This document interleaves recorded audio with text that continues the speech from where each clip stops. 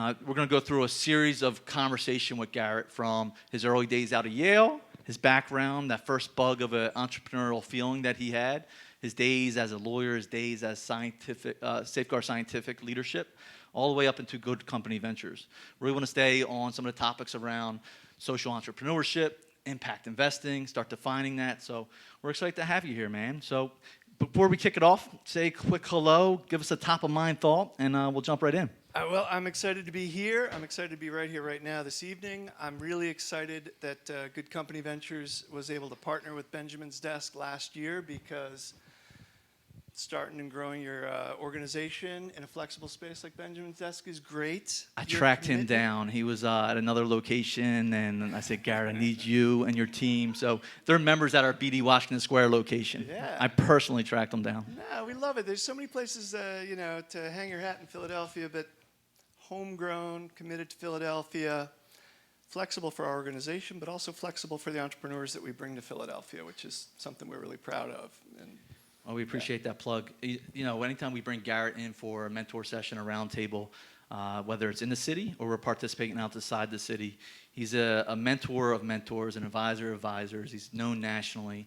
I want to go deep around some of the thought leadership, but give everybody a little taste of who Garrett Melby is personally, where you're born and raised. Give us some dynamics of who your parents were, some of the early days of Garrett Melby.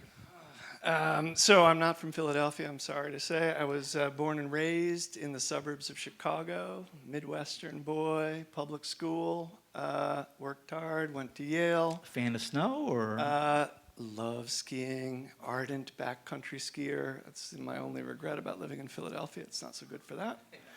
But occasionally when it snows really hard, you'll see me cutting new lines in the Wissahickon. Very small cadre of backcountry skiers in the Wissahickon. My wife's from Milwaukee, Wisconsin, so when it snows and we start saying it's a blizzard outside, she just shakes her head and looks at me like, come on. Nothing. Very tropical weather here in the winter. I worked hard. I went to Yale. I didn't work so hard at Yale. Went to BU Law School, worked really hard, and got a job at a Wall Street law firm in the early 90s. Didn't like making photocopies and proofreading, so I got involved in the international expansion of that firm, taking sort of Wall Street capital to emerging markets. Thought I was doing some good, building power plants and telecommunications infrastructure around the world. And parts of that were not so good. We can get into that. How many years did you spend? 8 years doing that. Lived in London, worked all around the world. Along the way, people got the idea that I was a telecoms and technology finance kind of guy.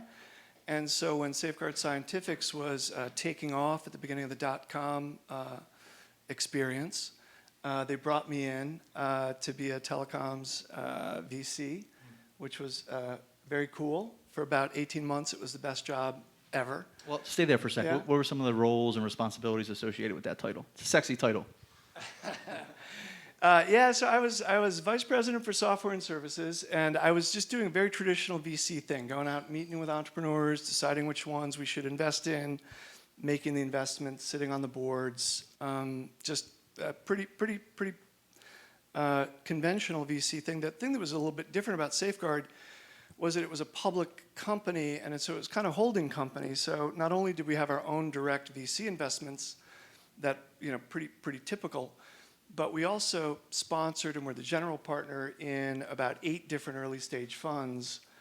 And because I was kind of the transaction guy, so I sat on the investment committee of all these funds. So I saw lots of early stage deals getting done. The other thing that we were trying to do, it was kind of a thing back then, was the Karetsu model, is how do you derive synergies across all of these startups. It's pros and cons to that, but sort of one of my jobs for a while was across the direct network, direct portfolio and the indirect portfolio, which altogether was about 280 startups, figuring out what they needed in common and how to provision those needs. So we invested in a lot of accelerators, incubators, co-working spaces. Raise your hand nonsense. raise your hand if you've heard of Safeguard Scientifics, right? So they were the king back in the day. Give us a little bit of a rundown of who they are, what their growth looked like early days, maybe even ICG, how that injected fuel in the tank. I don't know. So it was very successful 30 years old, early stage, mid-market, private equity firm run by Pete Musser, who had a unique gift for doing this. And for a long time, it was just kind of Pete and his cronies doing their thing, occasionally hitting a home run, but sort of doing their thing. Very much sort of a local thing. They had one big win with Novell Software, has an interesting backstory we can get into. But at the time, what was driving growth in the late 90s was the son of one of his board members, Fox, had gotten into the internet. And all of a sudden, Internet Capital Group was a thing that was happening. They went public. Everybody wanted a piece of that action. And if you were a retail investor in the late 90s and you wanted to get in on dot-com startups, there were only 3 publicly listed companies in the United States: Internet Capital Group, CMGI out of Boston, and Safeguard Scientifics. Limited window to get involved. Yeah, and so the demand for participation in Safeguard it just exploded all of a sudden. The company went from a $300 million market cap when I joined to 18 months later, believe it or not, a $12 billion market cap. Wow, crazy. We raised $1 billion 6 months after I got there. We largely squandered $1 billion in a hurry because most things it seemed like a good idea. You spent 7 years there at Safeguard? Yeah, so I spent 7 years there. I spent a lot of time cleaning up the mess afterwards. We had a good conversation in the back. Yeah. We talked about Pete Musser, who everybody knows, big name. Yeah. And I said, well, what's his wheelhouse? You said something pretty intuitive back there that at a young experience in your journey that you said really resonated with. Talk about that takeaway a bit. Yeah, I mean, it was really transformational for me to work with him because we were just wired so differently. I came from an environment that valued analytical skills, skepticism, kind of the rational side of investment decision making. And Pete was, first of all, just wired differently in terms of optimism. And always positive. Yeah, but in a way that you can't fake. You know, you can't pretend to always, I'm sort of prepared for the worst, hope for the best. Pete was just expect the best, I mean, he really did. He had, pretty good people around him to help protect his downside, but that's not what drove him. He was always looking for the upside, and he was looking for people that he believed could achieve it. So he had a really good eye for people more than technology or finance or anything like that. And when he believed in somebody, he would get behind, give them capital, push. And so, trying to map my skill set onto his personality was challenging, but I learned so much from seeing what made him so successful. Awesome. Guys, we are tweeting at these at these handles here, so definitely amplify what we're doing if you get a chance. We're going to get some good sound bites here as we video. I'll give a quick shout out to Elijah Helm. Is he still floating around or there he is, my man. Elijah's in the back, guys, with the hat. He helps everything we do on the video side, photography side. Not only is best pricing, he's one of the best quality guys you'll ever talk to or meet his team. So, Elijah, thanks for hooking this up. So, one of the things I think we connected on in the back was we love being around the entrepreneur that comes from that lane, or they come from that world to speak directly from, right? They're almost like a subject matter expert before they go into that lane a little bit. Talk a little bit about what popped up in your head in regards to, as you're working with Safeguard Scientifics, to begin to think through this transition of, I'm gonna run good company ventures, and I'm gonna get into impact investing. Talk about that journey a little bit. Yeah, so there's sort of a macro level experience that steered me in that direction, and a micro level experience steered me in that direction. So on a macro level, I'd been late to the dot-com party and had kind of paid a price for that career-wise. And so I wanted to figure out what the next party was going to be for the next 20 years of my career. And at that time, about 2007, the first wave of dot-com billionaires was getting into philanthropy and expressing a lot of creativity around reinventing philanthropy in a more entrepreneurial, financially creative mode. And that seemed pretty interesting and seemed like there'd be a lot of money driving that trend and a lot of room for creativity. So big picture that had me moving in this direction. Could you point back to a couple moments that you said, you know what, This sounds like a better ripple or impact, or Yeah, my I can, heart I is can, I beating a can. little bit faster. I was, I had my ears up. I was looking and listening for opportunity, and in a short period of time, I caught a TED talk that John Doerr, who was sort of the dean of venture capital, one of the drivers of Kleiner Perkins, was giving about clean tech investing and using venture skills to solve a planetary problem. I'm like, that's interesting. That guy's talking about that? Interesting. Bill Clinton published a book about public-private partnerships and using kind of private market drivers to address public sector problems. I'm like, that's another smart guy talking about, this kind of crossover quality. And John Doerr, Bill Clinton, Bill Gates published a book at that time about creative capitalism. He gave a big speech at Davos about creative capitalism. Again, blurring the lines between private markets, public problems, and the creativity involved in that space. So I'm like, all right, smartest technologist, smartest politician, smartest venture capitalist of my generation in a 3-month time span, all talking about this new dynamic. I thought that's maybe worth paying attention to. Yeah. And we're going to go deep here, because I want to help kind of ping you on definitions, terms, pain points, gaps on the educational side. But pause for a second. Talk about, even during that journey with Safeguard, because it was a good chunk of your time and experience, talk about any mentors between Yale and the end of Safeguard, or advisors, because I love watching you in the space. I love when we do a BDVC and you can connect with entrepreneurs.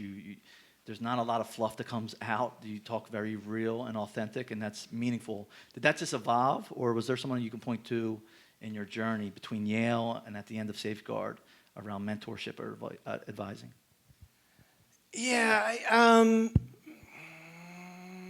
there were so many that added in little ways along the way. A couple things I learned along the way. Keep it practical. Try to inject some humor. Try to be relatable. Don't focus on sort of convincing people that you are the expert. Convince people that you're here to help. And maybe a little bit of slightly counterintuitive advice. If you're trying to help an entrepreneur pursue a path with passion and conviction, the fact is nobody really knows what's going to work and what's not going to work, and most things aren't going to work. So even if you're unsure about your opinion, if you're pretty confident that you've assessed the landscape and chosen the currently best path based on your current information to advise the entrepreneur without as much hesitation as you might actually understand analytically, is actually kind of helpful. So instead of saying, well, I don't know, they're looking for guidance, you got a guide, and so you got to take a little bit of a risk and a leap of faith to do that. Got it. Love it. Talk a little bit, give us a definition. What is Good Company Ventures? Obviously, you're the CEO, executive director. You wear many hats. You're the forward-facing leader of what that looks like, not just here, but nationally. Talk a little bit, tell the folks what Good Company Ventures is, mission, and then we'll go deep around what your focus is. Well, the best way to sort of talk about what it is what it was meant to be when we started it. We, myself, and some other guys with similar interests, similar pathways coming out of tech VC mostly. We wanted to get involved in this emerging world of using the venture toolkit to solve social problems, and we kind of tried to launch a couple of businesses, and that really was ill-conceived. What's the venture toolkit look like? The basic startup dynamic, venture capital, Pathway, minimum viable resources, product, and most importantly, finding a permanent commercial solution to a public problem, so that the problem doesn't have to be supported by philanthropy or government spending or other things that may come and go as issues become more or less popular. But what we decided was the most, and this is very personal to me, because I was trying to figure out how I could have the greatest impact. And I really believe in entrepreneurs and their capacity to drive scale, and through that to drive change. And so what I really wanted to do was let's design a process where we can select the most promising entrepreneurs and have the greatest impact on expanding their capacity for change. And so the premise of Good Company Ventures was, let's work in this field of social entrepreneurship. I'll say a little bit more later about what that defines, but let's find change makers, let's find doers, let's find people that are showing some evidence of understanding a problem, having an insight to bring change, and thereby create value. And they may not think of themselves as entrepreneurs, and they may not think of themselves as wanting to start a startup, but they are entrepreneurs, and that's the rarest thing. You know, there's so many things, so many skill sets that you need to grow a startup. A lot of them you can hire or learn, but the entrepreneur at the heart of the project is indispensable. Paint the picture for everybody. I think you do that well. Obviously, you've touched over hundreds and hundreds of startups. Paint that picture of what that social impact company looks like. Yeah, so a lot of times there's an opportunity to take a different approach to a long-standing unmet social need. That's usually because the emergence of recent technologies, to be kind of analytical about it, are going to change the cost structure of serving that population or addressing that unmet need. It's going to make it a lot cheaper, essentially. Or just communication technology is going to broaden the playing field so you can bring to bear some type of cross-subsidy or other way to pay for the service that didn't originally exist. But it's essentially applying new technologies to old problems in a way that's transformative, creates value, and allows for a permanent commercial solution to the problem. And it doesn't sound much different from how we hear VCs talk about their high-growth tech startups. So talk about the silos, the silos of impact investment, social impact, social entrepreneurs, and how that needs to end, and what's that transition look like? So you're exactly right. The fundamentals are no different. You create value, you find a way to harness some of the value as revenue, and you grow your business accordingly. It's the same. So I don't view social entrepreneurship or impact investing as different in kind from tech entrepreneurship, tech venture investing. What it really is it's the frontier of those fields. So you know, a lot of the fields that have passed through a stage of being impact investing fields over the last 10 years, and then gone on to become quite mainstream venture investing fields. So clean tech 10 years ago was a mission-driven field, and then it became quite a robust venture field. Ed tech investing was mission-driven for a while, and now it's mainstream. The shared economy was a goofy social entrepreneurship concept before Airbnb and Uber. Yeah. So, you know, I just view it as working on the frontier. And once we can get a couple entrepreneurs who can demonstrate that business models will fly in this new field and that capital will take a risk on growth in this new field, once we do that, then we hope that, you know, and this kind of is sort of our model or our theory of change, is if we can stand up a couple exemplary entrepreneurs who are demonstrating success in this field, then more entrepreneurs will enter and try to problem solve in that field, and more capital will be comfortable viewing it as mainstream. So it's always a shifting frontier. Yeah, and there's got to be a learning curve there, right? So I don't know if you guys had conversations with folks before around impact investing, and you hear people's reaction like, well, what do you mean philanthropic? Is this foundational investment? Is there going to be a return?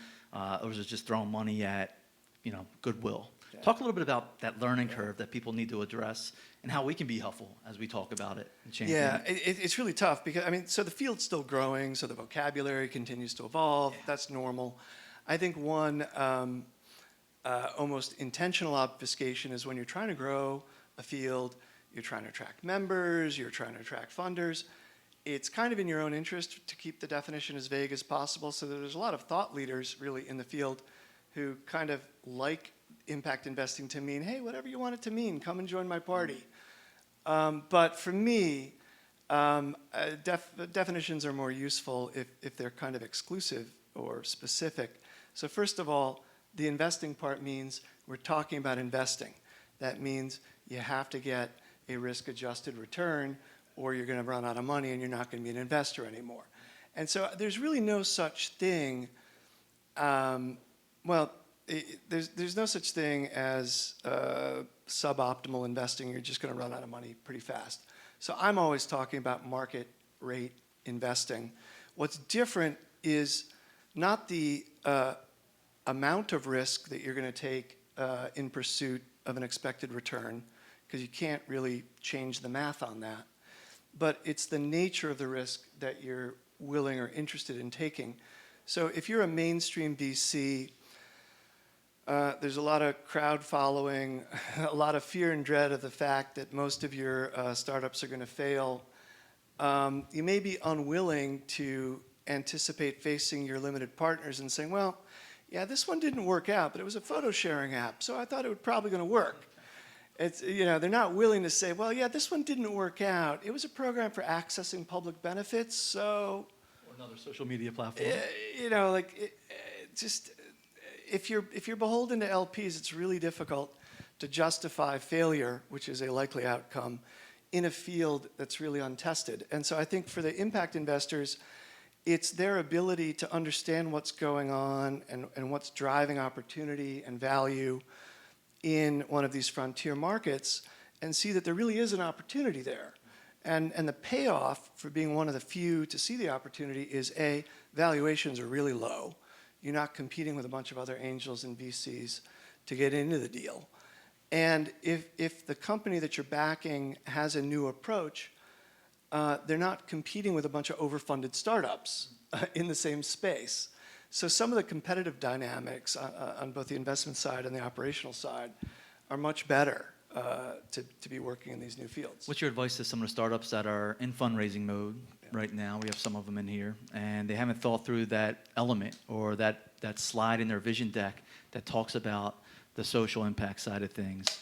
Without forcing it, what's some of your advice? Yeah, I mean, without forcing it. So, I mean, if it's an add-on and it's BS, impact investors are going to smell that. It's going to do you more harm than good. But I do think, one thing that comes from our social entrepreneur practice that I think would benefit all entrepreneurs is before you start, like, I'm going to start a startup to make money this way, that's a pretty narrow frame. If you back up a second and think about how can my innovation create value before thinking about how and where you're going to harness value and earn revenue. That's a really useful exercise, and that may engage a broader social Paint that picture frame. real quick. You talked about that at the BDVC. I think it was a bullseye, and you showed the value, and they said there's other ways to win. Yeah. Paint that for everybody. I thought There's that was other helpful. ways to win. This is a trivial and fraught example, but if you understood Facebook, either as an investor or as the entrepreneur that's managing it, only as a company that sold ads, you wouldn't understand the opportunity, and you wouldn't understand the organization, and you wouldn't understand all the partnerships, and you wouldn't have the features developed in the right order, right? So how a company derives revenue is a very small subset of how a company creates value. And so I think it's useful for all entrepreneurs to think first, how do I create value maximally and most efficiently? And then think about, of all the people that are participating in this value envelope, who's in a best position to be a reliable payor, and therefore how should I structure my monetization strategy and my revenue strategy.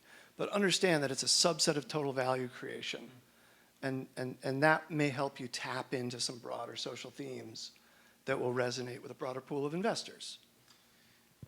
One of the favorite questions that I think Tamara in the back, who's our director of startup engagement, likes to ask is, what can we expect to see out of Good Company Ventures in the next 90 days a little bit? Tell us what you guys have on the horizon. I know you guys are heads down. I know we're preparing more space.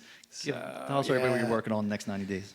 So I'm so excited about what we are going to be rolling out locally in the next 90 days. For the last 2 years, honestly, we've been working on a program called Climate Ventures 2.0. We've done a couple custom instances of our accelerator program for sponsors. We were asked by the Obama White House 2 years ago to develop an entrepreneur engagement program for the Climate Data Initiative, which is overall a question of how do we move from stopping climate change to sort of accepting that best case a certain amount of climate change is going to drive a certain amount of disruption in a variety of systems. All of these disruptions have economic and social costs. What are the innovations we need to minimize those costs? So to nerd out a little bit, this is known as climate adaptation as opposed to climate mitigation. But climate adaptation, you're going to hear a lot about it over the next 5 years because it's going to be a huge opportunity, really, for entrepreneurs because of the magnitude of the economic costs of climate change that are going to come, whether we do well or poorly in mitigating it. So we've been working on Climate Ventures 2.0 for quite a while. We structured a really ambitious and inspiring partnership with the William Penn Foundation, which I'll let them talk more about when they're comfortable talking more about it. But they allowed us to go on a mission to build a global platform of partners to engage in a global talent search for the most compelling entrepreneurs that we could find around the globe, working on innovations to make food and water systems more resilient in the face of climate change. One of the things we did, we built for Climate Ventures 2.0 a partner network of 100 partners globally that went out and generated over 10 million social media impressions in this talent search over the last 3 months. Really great. We partnered with IDEO, the global design firm, to do an innovation challenge that drove, I think, 2,500 participants from 61 countries around the globe to kind of tee up ideas and new trajectories for working on these issues. And so overall, we had over 500 applicants for 10 spots. So it's going to be more selective than Harvard. And they're all coming to Philadelphia. It's going to be great for us. That's exciting. It's going to be great for Philadelphia. That's huge. It's huge for Philadelphia. We're excited at Benjamin's Desk to be hosting these guys. 500 applications. How do you stand out in an application process? How do you stand out in an email to Garrett? Talk a little bit about that. What's that look like? Don't send me an email. Yeah. Sorry, Tara and I have been sending emails, so we'll have to knock on the door. And they often get returned. That's all good. Yeah, no, I mean, we've been doing this for almost 8 years now, so we have a really strong filtering process for making sure we don't miss the stuff that we think is exciting. And we have sort of a three-prong assessment on, innovation. Is it new and different? It's going to be fun for us to mess around with. Is there going to be substantial impact? Is it really going to be a game changer and create value? That's core, social or otherwise. If it ain't different and driving value, it's not going to succeed. But tactically, are they actually sending over a physical piece of paper? Or are you getting a video? Are you getting a voicemail? We use an application platform. It's powered by this thing that was custom built for accelerator application platforms called F-Success. But how we filter what is presented on that platform is kind of some secret sauce. And 10 companies are going to be here. 10 companies, yeah. When? Couple weeks, mid-May. Yeah, we're going to announce the selections at a conference out in San Francisco with IDEO in 2 weeks. Yeah, that's exciting stuff. And then we're going to be kicking off here in Philadelphia. Yeah. So I want to pause again for a second and talk a little bit about what's remaining in this interview. So you guys can begin to tee up questions for Garrett. We will talk a little bit about some rapid fire, and we'll go off subject a little bit, and then we'll do some announcements. But help me think through, again, talking to some entrepreneurs we have in the room at different stages, talking to entrepreneurs that we're going to share this video with. Talk specifically, and we asked this question, for example, to Chris Jones, who we've interviewed, and we said, hey, give us one word. If we say B, what's that one word? He was work hard. The one word that came off, become a hard worker. The other, Josh Koppelman, when we interviewed him, he said, become a heat-seeking missile, which was cool. That hashtag went out, and that did really well for us. We had Melby who said, work smart. I don't want to hear about passion, work smart. What's that one word when you think of, what does that entrepreneur need to look like when they become what, or be what, and why? Become a forceful filter for market demand. It's a really rare combination that the best entrepreneurs have. Is they have a force of character, resilience, almost arrogance to push forward in the face of uncertainty and incomplete information. So this push, this hustle, fearlessness is part of it. But and then why it's so rare is you also have to have almost the opposite, which is a real awareness of your uncertainty, a real humility regarding all that you need to learn and understand, and a real openness and flexibility to learning from your market. So this is, Startup 101, listen to your customer, iterate, pivot, blah, blah, blah. On the business, but you're saying on the personal side as well. Yeah, but on the personal side, the person who can carry both of these characteristics, this sort of forceful sponge, is really rare. I've done this long enough. I know it when I see it now, but I also know it's incredibly rare. And when you look at Philly, right, we're hitting puberty. We're growing up as an ecosystem. I think we're going to be a force in the ecosystems when we start really building out the right things here. Talk a little bit about what that needs to look like, the entrepreneur here in Philadelphia. What's the DNA of the entrepreneur here in Philadelphia 5 years from now? Oh, that's a tough question. I don't see any limiting factors in Philadelphia. When we bring, I have the particular experience of bringing entrepreneurs from San Francisco, from New York, from Boston, from Mumbai, from London, from China, to Philadelphia, and they're like, this is great. Some things that they like about it. It's cheap. That's really nice when you're bootstrapping or trying to spend money efficiently. That's good. But the other thing that really resonates is there's less noise and less of a scene. So even if you come to events like this, the demand of making the circuit is much less than in New York or San Francisco, which is good. But what they really prize the most is the speed with which they can get networked to resources that matter. So Philadelphia is big enough to have resources that matter, but it's small enough and the entrepreneurial ecosystem is tightly networked enough that somebody who's worth helping, or whether they're worthy as an individual or what they're doing is going to be a difference maker, they can get very quickly connected to the resources that they need. Yeah, I speak about that a lot. I mean, when we go, we have a lot of buddies that do the same thing we do, some different versions of real estate in different markets. And when I talk about the entrepreneur here, I feel like they're more collaborative, more open, more willing to go that extra mile to make an introduction or a connection. That's thoughtful. I think that's a fundamental or foundational piece that we can build on and continue to go through. It's fun to have access to Garrett. It's fun to look at some of these roundtables that exist at all the other co-working spaces and all the other universities that are stakeholders. We have the Penns, the Drexels, you have the Science Center, you have the Comcast doing amazing things. I think these next couple of years in Philly are going to be fantastic. We run a program called Co-Founders Lab. One of the things we like to do is splice out a minute segment around co-founders. What's your point of view around the importance of a co-founder? Obviously, the sexiness behind startups can sometimes blind folks. Talk a little bit about the importance of a co-founder. Talk a little bit about the ebbs and flow of real down and dirty entrepreneurship. Yeah. So I guess I would make 3 points around co-founders. One, it's an unarguable, statistically validated fact that co-founder teams are more successful than solo teams for a lot of reasons that are fairly obvious. But it's better to have a co-founder.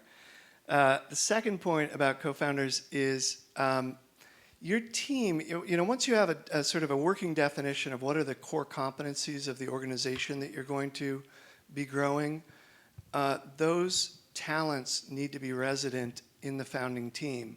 So any gaps that you have as an individual, you need to complement them not with a hire but with a co-founder.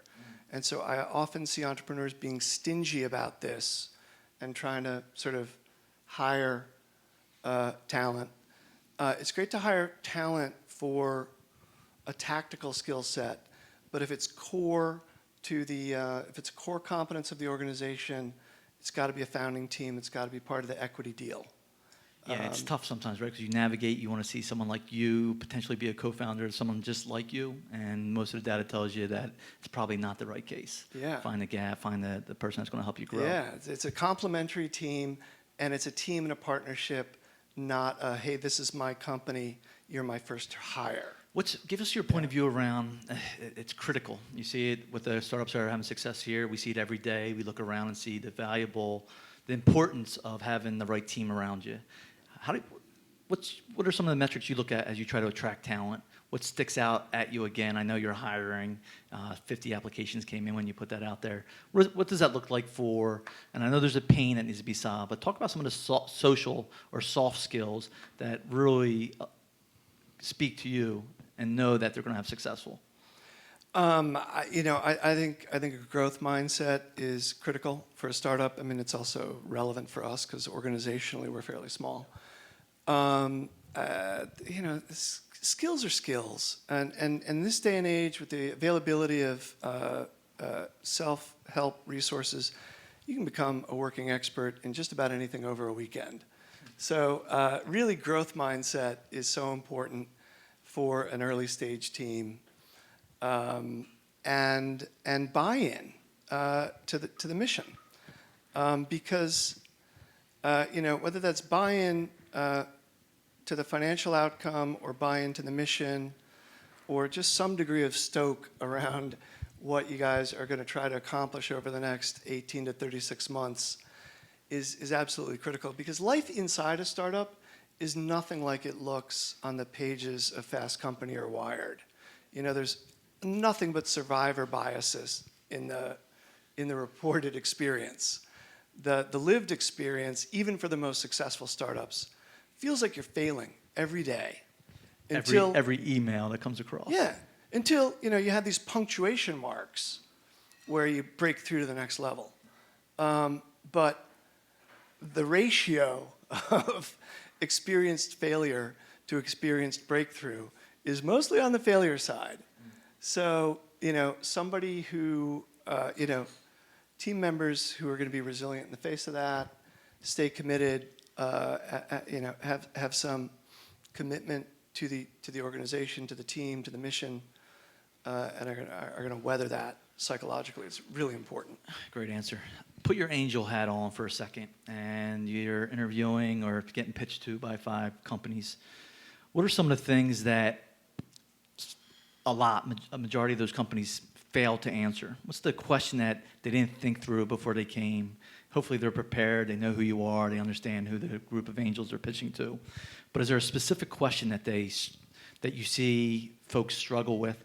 And if it's not consistent, throw out a couple that you've seen people really drop the ball on. Yeah, there's a laundry list of smaller questions that people typically screw up if they're pitching an angel. And I'm an active angel investor with the Investor Circle. But the biggest question that I think is most useful for everybody to reflect on is some version of the question, why hasn't this been done before?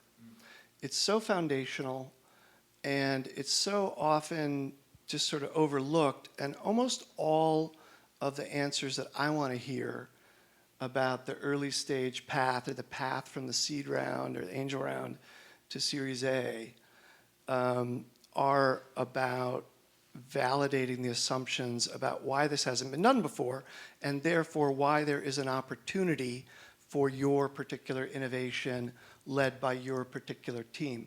It leads to some really specific thinking. If you understand why it hasn't been done before, then you should understand with precision what you need to bring to the mix that's going to unlock value. And ideally, it'll narrow that sense of what you're trying to do, because it's really important that an early stage company is trying to win at a very narrow task in order to get the opportunity to play at a bigger game in later rounds. Here's a real world question coming from our membership as we ask them to shoot over some questions for us. Talk a little bit about deal fatigue. How can startups position themselves to make sure the angel or the venture or the PE folk may not have deal fatigue? What are some fundamental technical things folks can do to make sure they don't get that card pulled on them and say, sorry, I have deal fatigue and this thing looks like it's going to die? Deal fatigue in terms of re-upping as an investor, or just deal fatigue of like, I've seen too many things that look similar? They've gone through diligence. They've had like a version of a term sheet. They've now iterate on the term sheet. What are some things startups can position themselves to make sure they don't get caught in this track of Yeah. deal fatigue. I think that's really important because here's an ugly fact. I think it's true that people often act in alignment with their incentives, even if they don't realize it themselves. But if you're an angel investor, if you can watch the company progress and you can like slow roll the deal, your risk goes down every week or every month. That the term sheet stays open, but you don't have to write a check. So And you're still in the game. I don't know any angels who play that game overtly, but there's just kind of an incentive, to like not close real fast. Yeah, see one more month of financials or one more month of data. I get Let's see if that customer closes. Let's see if that product launch goes well. Did the projections hold up in the month as the month went by? So I think it's really important as an early stage entrepreneur to run your fundraising round to make sure that it's event driven. You can do some like soft pre-sales prospecting, but yourself personally, your team need to understand that the hard raise starts on this date. The goal is to close it by that date. If you can tie that date to external events, like my valuation changes once that client closes, or something that's a hard date. It's really important because angels they don't want to miss a deal. They want to live up to their promises. So if you can, very early in the relationship, explain what your closing date is, why it's real. I love that. And keep driving them to that. It's important. And I feel like so many people do not do that. Do you know Matt Gillen at all from Relay? A little bit. No. Good guy. We have him up here, Startup Grind, I believe, in July or August. Super sharp. Early on, he was building something called eCount. He had SoftBank out of Japan ready to give $50 million. He has a great story that we're going to share in July or August when we have him here. He said his failure point, he had the deal done, he had the term sheet pretty much signed, and all he was waiting on was sending the wire information over. And he waited from the Friday to the Tuesday, and the crash wound up happening, and the deal was gone. One of the biggest advices he gave was like, hey, to startups, can you define that timeline and stick to that timeline? And if you're connecting with an angel or connecting with a private equity fella, can you use that as your North Star as you're navigating, and can you push towards that? And he has some good insights coming around that, but it complements what you just said here. So guys, tee up some questions. I'm going to throw some rapid fire to Garrett. It's always tough to do these interviews with somebody you know and then somebody you observed. Because I have so many other questions, I get to watch Garrett in action. He's very measured. It's going to be fun to see what happens with good company venture and the ripple that it creates in Philadelphia. So I get excited. So I apologize for going a little longer here. Rapid fire. Help me out here. And we're going to go fast, so top of mind. And we can rewind if we have to because we are videotaping. What's on your nightstand or podcast? What's like your go-to read or something that you press and play when you're at the sporting club? Yeah. What's it called? Homo Deus, the sequel to Sapiens. Great book if you want to think about what's happening down the road. Really so good. And then I have been totally turned on to podcasts, in part by my hideous commute. For now. He's moving to the city in the next 60 days or so. Go-to startup podcast is A16Z. That's the Andreessen Horowitz podcast. Okay. That's pretty good. Personal effectiveness and getting stuff done. Tim Ferriss' podcast is really great. Got it. And a guy who we worked with early on at Good Company that I was just tuned into this morning is called the Reboot Podcast, and this is about the kind of emotional resilience, keeping your shit together as an entrepreneur. Jerry Colonna, it's really great. Love it. Second question, early days and even now, because I know you're putting in a grind, are you that type that would stay up late night or wake up early or both? What's that look like? I'm a late night guy. Always have been. Peace of mind. I can just crank it out from 10 p.m. till 2 a.m. Yeah, emails don't come back in usually at that time frame. Smart. Yeah. Worst advice ever received? Worst advice ever received? Do a 1086B election and pay the taxes on your options up front at Safeguard. Hate losing or love winning? Hate losing or love winning? Love winning. Yeah, you can't go far hating losing. You're playing defense. Yeah. It's so funny. Every other interview. That's a Pete Musser lesson, man. For this game, you got to love winning.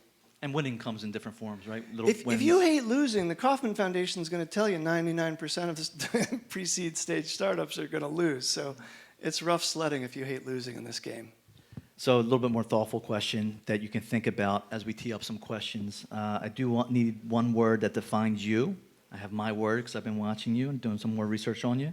So think through that. Guys, we're going to take a couple questions. I'm going to let him end on that one word and also end with some parting words of wisdom to what everybody's facing today and maybe even counter some of the questions. So I'll take a couple questions.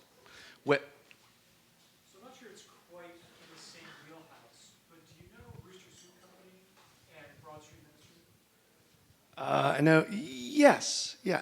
So A little bit. I don't know that they quite match up in terms of like venture sort of kind of things, but their model is interesting to me because it's a for-profit model feeding into Yeah. something that Philly desperately Yeah. needs, which is poverty Yep. relief.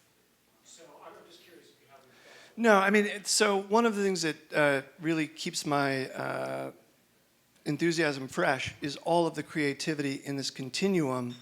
If you're trying to say, more problems would be solved, the world would be more productive if we didn't think in a black and white mode between nonprofits and for-profits. So we've done a bunch of engagements with for-profits who wanted to develop a revenue-generating side gig.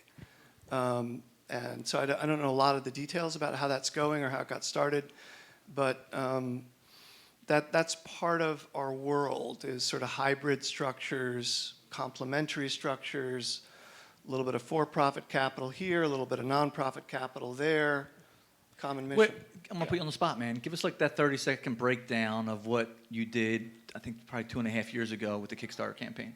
So Broad Street had been around for a little while, and they had established, the cool part of that was like a startup in a way, was solving a lot of the needs of people like having had needs and so forth. But, going after grants and so forth in the nonprofit space, all of that is just like trying to pull things together. So it was actually Cook and Solo, Mike Solomon and Steve Cook, that reached out to Broad Street and said, we want to, help you out in some kind of way. And the problem that they had was that restaurants are built off of future profits. So we had to do a Kickstarter for that to generate enough money that they could, have a location and so forth. So the idea with the Kickstarter was, okay, and they were still, I think, working out the model as well, because I think maybe it could have worked as a B Corp, something like that, but whatever. So they were saying, okay, the Kickstarter is going to be $180,000 to do the location and the build, and then from there, the profit can go back into what was the original startup, was all of these services around Broad Street to leaders. Yeah, huge success too. How much did you guys raise on Kickstarter? It was 180, it was like 178. Awesome. Whitney's with Media Wizards as well. Guys, introduce yourself and maybe what you're working on when you do have a question. Yes? Hi, Kayala Tyler. I had a venture that I've shelved. It's a for-profit social venture. I was able to successfully get start funding through a different avenue than angel investing. But as a result, I had really good traction with communities that were fans and supporters of this, so consumers of the end product. My biggest challenge was actually finding the right partner, and so I've actually shelved it because I don't want to proceed until I find the right partner. And maybe I hope I'm not too picky, but I just can't find the right fit. I know the competencies that I'm looking for. Of course, I believe in my business model, so I believe that it's going to be a success. I just can't find the right partners. So do you have any advice, guidance for finding, attracting, and vetting those co-founders? Yeah, tell me, would you say the challenge was you were having difficulty attracting them, or that they were attracted but you didn't buy into them? So those are very different problems. They were attracted, but I didn't buy into them. So maybe that's easy. Uh, Be picky. It's okay. yeah, no. My first girlfriend I was think crazy. you have to Garrett. be picky because you're going to be really wedded to them in a very profound way. I do think so. I don't know how to. I can't say whether you should be less picky or whether you should go on more dates. What I should say is that, and maybe this will be helpful, is a staggering number of early stage co-founder partnerships don't last. And a good founding partner agreement is really important so that you can part ways peacefully when that parting happens. Because even in the sort of, we work with a very select group of entrepreneurs at a time, a good company, so our throughput is not huge, but I know one cohort of 10 entrepreneurs, 3 of the founding partnerships that looked super healthy when we brought them in were busted within 6 months. In one case, it was no problem. In one case, it was a substantial setback, but ultimately resolved. And in the third case, it crippled the company. It was totally unfinanceable. Great company. Goes to the cap table. Yeah, because the partnership stuff. And so when I say early stage partnerships don't work out, life gets hard. Your partners, your spouse or whatever, your life partner tells you got to go earn a living, or they got a great job in Nashville. There's all kinds of reasons why they don't persist. Or as the company evolves, the mix of talent and skills needed changes unexpectedly. There's just so many reasons they don't last. So I am saying maybe it's not for life if you have an appropriately structured co-founder agreement. Maybe it doesn't work out. That's smart advice. And those resources are available out there too. Find the construct. Matt, give you a little name, background.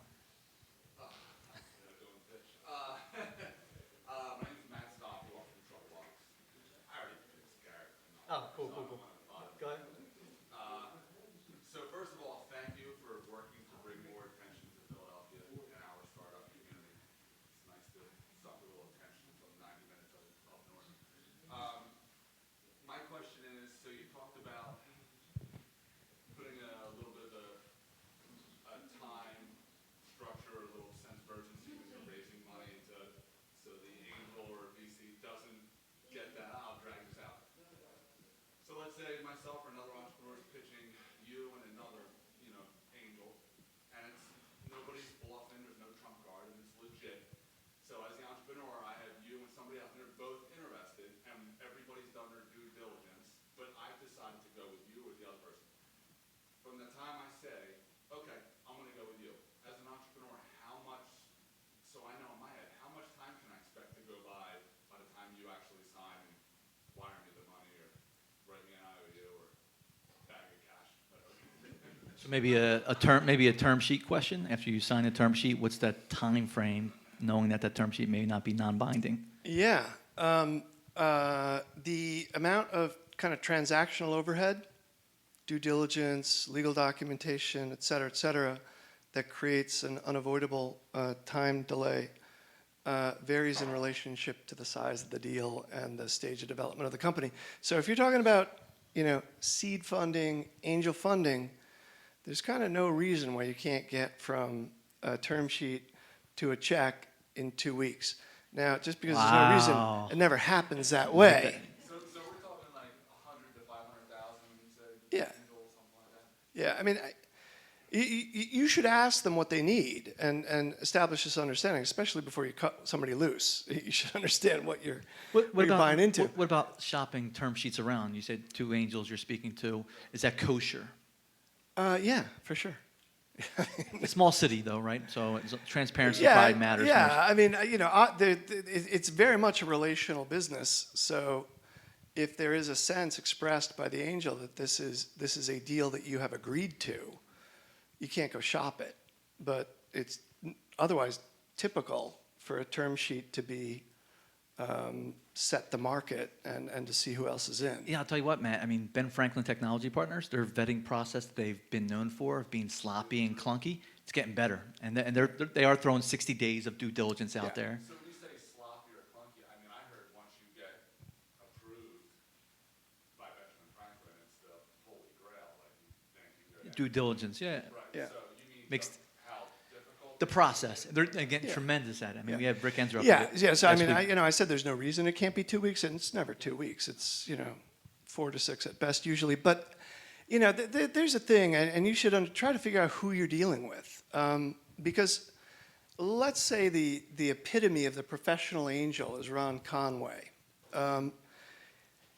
He just understands that the amount of information he can gain through further due diligence relative to the vast amount of unknown unknowns that you face is irrelevant. So he does no due diligence. He'd rather spend his time meeting new companies than, it's kind of absurd at like the $100,000 level. If you understand what the company's doing, you trust the entrepreneur, you've decided to take just a wild bet, you don't really de-risk that bet significantly by spending money on lawyers and other nonsense. We know the Ben Franklin guys well. I love them. They're a special case because they're handling public Yep, money. no doubt about it. And they have a different degree of responsibility Accountability. Yep. when they write those checks. In the back. Sure. My name is Heather. I'm the editor for Good Magazine here in Philadelphia. And we did a cover story maybe last January, February about kind of choosing a Yeah. Teachers program you guys are doing. And I'm interested to hear, now that you guys are ready to kind of like make the announcements, Yeah. why you chose to do it in San Francisco rather than in Philadelphia, and if it is because is such a lack of good media here, if that played into your decision. No, it's not. It's It wasn't her article at What's all. that? Wasn't the article. a physical event occurring is a function of there being a major social impact conference occurring in San Francisco in early May. If there were a major social impact conference occurring in Philadelphia in early May, we'd be making the announcement there. What would it take to get that social impact conference in Philadelphia? Because we've been winning things like Greenville, doing NFL draft, and Democratic National Convention. So, like, what is Philly need to do? Yeah, so we're doing better at that. So Net Impact came to Philadelphia last year. That was 3,000 person conference. I was talking last week to the National Associations for Hispanic and African American Entrepreneurs are bringing their 10,000 person conferences here next fall, which is very cool. We're working with Investor Circle, which is a national impact investing organization, to co-produce their national conference with the sort of graduation demo day exit event for Climate Ventures 2.0 in Philadelphia next fall, which is good. And Impact PHL, which is sort of a recently organized kind of steering group for the impact community, is really working hard to recruit conferences and stuff here. So it's not an anti-Philly thing. It's our partners in IDEO are based in San Francisco. There's a big conference happening at the right time, so we grabbed some airtime at a conference. Yeah, and again, it's pretty interesting to see what's happening in the next 18 months in Philly, right? So you have Techstars going into the Comcast Tower. You have CIC from Boston coming into the Science Center. We're bringing 1776 here. We're announcing that May 2nd. That kind of activity could breed more of these type of conferences, which we know are very important. We just had PSL send a whole team of ambassadors from Philadelphia to South by Southwest, creating good ripples. So it's coming. It gets exciting. I don't want to be that optimistic guy up here always preaching that it's going to be beautiful, but you can feel something different's happening. Great question. Just to change topic a little bit, I know that at the beginning of your conversation, you talk about a lot about the social aspect or social contribution to do a social good. So we talk about social value, and among the audience here in the room, we totally agree with you. I cannot speak for everyone, but I'm pretty sure that a lot of people are thinking about the same. But in the last 100 days that we have, social value have a lot of factors that might change it or might influence in a way that you can see happening in the last 100 days. Is there a change or conversations among the investor, among the mover, the shaker, somehow can steer that into a more aligned to your value that you have stated earlier? Is that Use it as a creative, like a competitive advantage, our time, our political climate. Meaning that, we are here, we are all green, we are on the political spectrum on the left side and all of that. We all have a more arduous type of mentality. But there are other factors, such as political factors, such as country boundary, all kinds of stuff, globalization, social economic, and all kinds of. Always opportunities, yeah, in those type of Yeah, climates. yeah. So, I mean, two comments just to frame what we're talking about here. When I'm talking about social, I'm talking about solving big unsolved problems, which is kind of fundamental to entrepreneurship and is really kind of old school venture capital, as opposed to incrementalist improvements like, oh, my photo sharing app is cheaper or faster, blah, blah, blah, blah. It's kind of a mainstream concept that I'm working on. If you're asking sort of political winds of fortune, we started Climate Ventures 2.0 with the sponsorship of the Obama White House, who wanted to engage private sector in climate change adaptation innovation. It was kind of nice to have their support, but it's not like they were giving us any money. As a point of fact, for investors who see this as an opportunity and investors who are motivated to invest in innovations in the environmental space, having a White House that's cutting funding for climate change research and mitigation and adaptation I'm not happy about it, but it's not a bad thing. If our premise is really, let's not wait for the government to fix these problems, let's find private sector solutions. I'm kind of immune and indifferent to what's going on in Washington. The problems are still there. The innovation is coming not from Washington. The capital is coming not from Washington. And the fact that Washington is pulling out of so many social fields, if anything, just makes that capital more eager to be part of the solution. And most entrepreneurs will be opportunistic. We can speak to one in our field, Borderwise, was doing their startup for a year now, and as soon as the immigration laws passed, they raised the flag around, and we're going to get immigration transformation or immigration law for $1 and help people through that process. It made Washington Post, made national news, got good traction, so very opportunistic, but it was core to their mission anyway, so they wasn't faking it. Good question. We'll end on one last question, and then I want to kick it back to you, Garrett. Hi, Beverly Milestone, Hey. AMCO LDAC. So I have a little different bent because we've been creating the first air conditioning system that uses up to 95% less electricity than current systems. So my question is, since you started this Climate Ventures 2.0 and you want to make giant leaps forward, the biggest leap forward you could possibly make is actually cutting electricity use. I mean, for example, light bulbs have gone through massive changes over the past 20 years. They use so much less electricity. That impacts, the amount of electricity that can be used for other things. So why did you choose water and whatever your other one was? I'm sorry, I didn't write that down. But why did you choose those two areas rather than dealing directly with the problem of greenhouse gas emissions caused by the burning of fossil fuels? The glib answer is because the White House told us to. The more thoughtful answer is this distinction between mitigation and adaptation.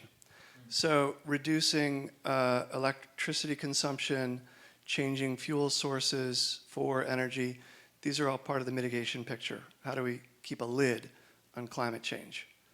Now, the best case scenario coming out of the Paris Accords is a 2-degree increase in climate temperatures. And that best case scenario drives billions of dollars in costs in agriculture, in the infrastructural effects of extreme weather events, flood, drought.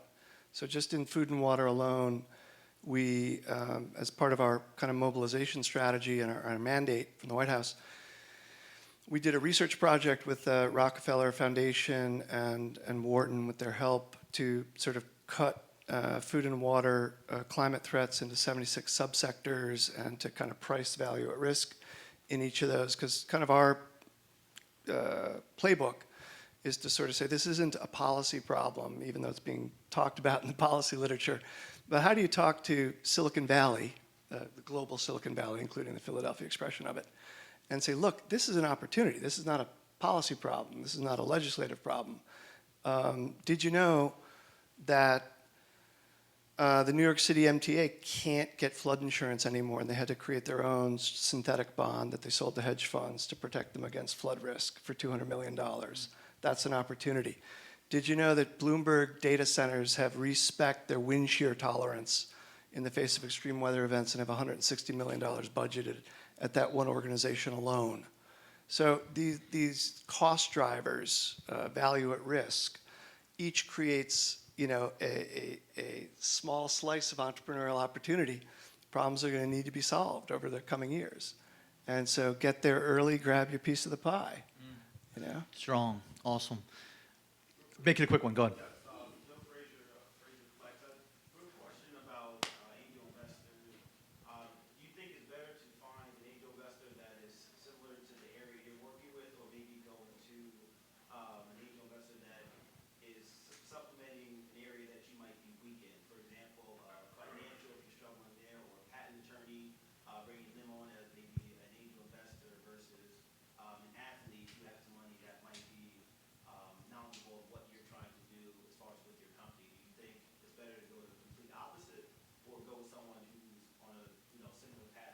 Strategic money or money?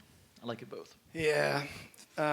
Fences make good neighbors. I think it's important to understand the roles that different inputs into your company are playing. I'm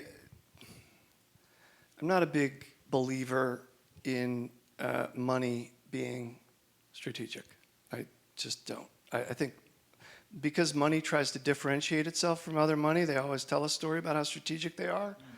But, get your money at the price and time that you need it. I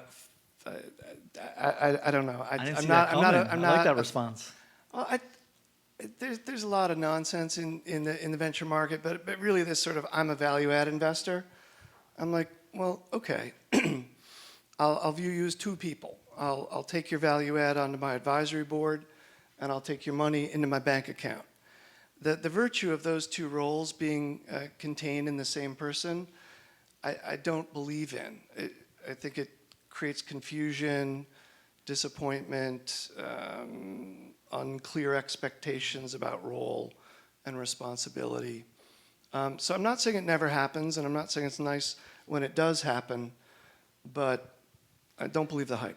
Awesome. So I was going to ask you one word that defines you. I'm not putting you on the spot like that because I know it's always hard to do that. But we've talked about amongst our team, measured, calculated, benevolent, but ultimately a champion here in Philly. So we appreciate it. Help us out to close it out, Garrett. Parting words, could be inspirational, could be educational. Mike is yours. Well, the one word, trickster. It's a little obscure. That's a good hashtag. It's a well-known mythological archetype. People who steal from the gods and deliver to the people. Oh, I like it. Yeah, So this idea South of Philly sort style. of trying to grab the tricks from the venture capital community, arm the social entrepreneurs with them, and vice versa. Trying to sort of grab what's good about philanthropy and inject it into capital practices. One of the things we say at Good Company is if we're equally distrusted by the venture capitalists and the philanthropists, then we're probably doing something disruptive. So troublemaker or trickster. Parting words. Yeah, parting words is the odds of your early stage startup succeeding are worse than you're willing to believe. Right? Repeat that. That's worth repeating. The odds of your early stage startup succeeding are worse than you are willing to believe. They're really so poor that the only rational expectation is failure. So, take risks worth taking. Do something that you'd be proud to do, even if there's no payoff. Do something with people that you want to do it with, that you're proud to have taken a noble swing at. All right? That'll help you be more likely to succeed, give you more momentum, more energy, and give you something that you're proud of spending your time on if it doesn't lead to your face on the cover of Fast Company.